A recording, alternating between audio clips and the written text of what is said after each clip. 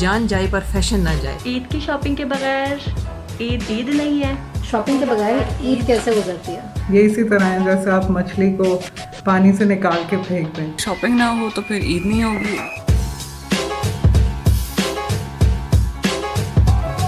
ईद तो आती ही शॉपिंग के लिए है, और जब ब्रांड्स की शॉप पे इतने बड़े बड़े ताले नज़र आते हैं तो दिल खून के आंसू रोता है वो। हम अपने ड्रेसेस ऑनलाइन ऑर्डर कर चुके हैं, ज्वेलरी, और इंशाल्लाह मेहंदी भी आ जाएगी। तो चाहे कुछ भी हो जाए, सोशल डिस्टेंसिंग का जितना भी हो जाए, कोविड का जितना भी प्रॉब्लम हो जाए, जान जाए पर फैशन ना जाए। आजकल जो लेडीज़ हैं उनका तो ये हाल है ना, जब वो देखती हैं गुजरती हैं खाली रोड्स पे से ब्रांड्स की दुकानें बंद हैं, तो उनकी हालत ऐसी होती है जैसे जलबिन मछली।